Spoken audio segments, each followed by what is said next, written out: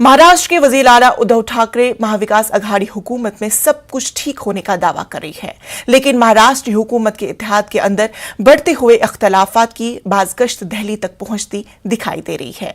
रियासत की तमाम 44 कांग्रेस अरकान असम्बली इस मामले पर पार्टी की सरबराह सोनिया गांधी और राहुल गांधी से मुलाकात के लिए दिल्ली आने पर गौर कर रहे हैं।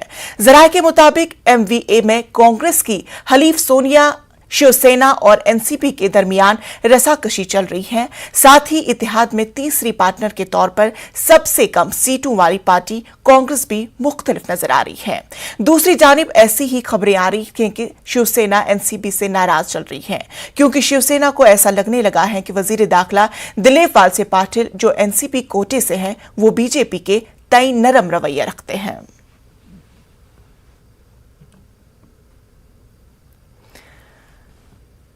दिल्ली से माफ कीजिए, मुंबई से हमारे साथ वसीम अंसारी हमारे साथ जुड़ चुके हैं। वसीम अंसारी, मुंबई की सियासत के अंदर कुछ अलग ही उथल पुथल नजर आ रहा है, क्या कुछ है अंदरूनी हालात?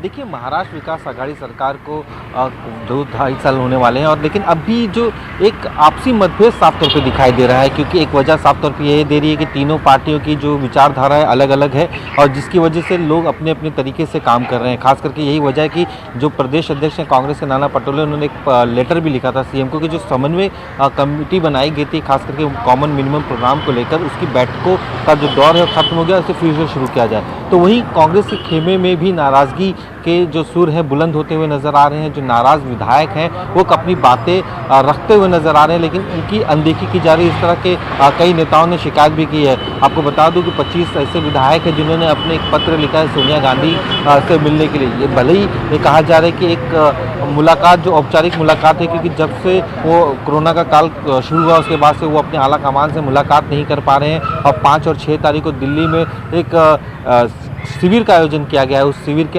जहाँ पे देश भर के जितने भी जीते हुए जो कैंडिडेट होते हैं वो वहाँ पे पहुँचते हैं, ट्रेनिंग होती है। उस शिविर केंद्र में जाने से पहले वो चाहते थे कि 4 तारीख को सोनिया गांधी उनको वक्त दें और वो उनसे मुलाकात करें।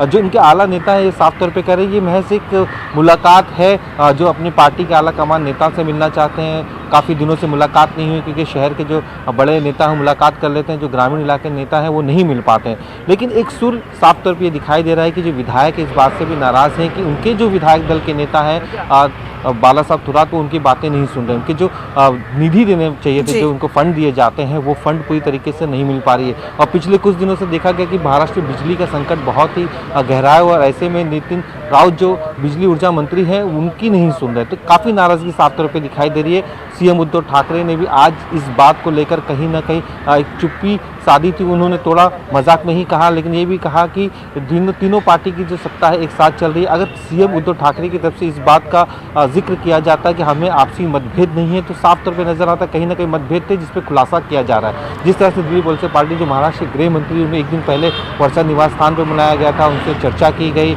कई मुद्दों पर कि एक नरम रुख को लेकर शिवसेना के कई जो विधायक है वो भी नाराज नजर आते हैं। तो ऐसी कई मुद्दों से महाराष्ट्र की सरकार जो है आपसी मतभेद की वजह से कहीं ना कहीं नजर आ रही है। लेकिन उनके बड़े जो नेता हैं अब भी इस बात पर अड़े हुए हैं। उनका कहना है कि महाराष्ट्र सरकार पूरी तरीके से मजबूत स्थिति में है और किसी भी तरह का कोई मतभेद इनमें नहीं दिखाई दे रहा है। जी वसीम, जानना चाहेंगे कि अगर आपसी इत्तेहाद में ही इस तरह की रसाकशी हमें देखने को मिल जाएगी, तो जो तरक्की का रास्ता है वो कब खुलेगा, वहां पर कब गामजन होंगे?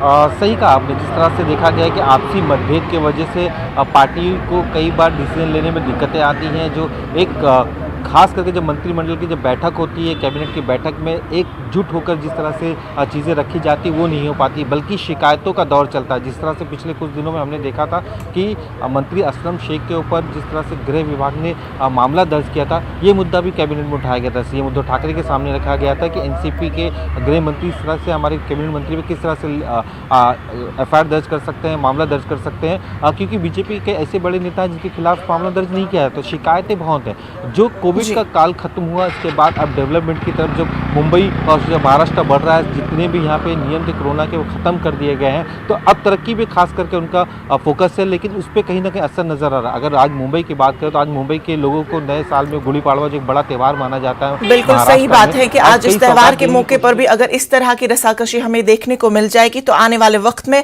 हम खूब अंदाजा लगा सकते हैं कि जो समाज है वो किस तरफ से बढ़ता हुआ दिखाई दे रहा है। तफसीलात के लिए बेहद शुक्रिया।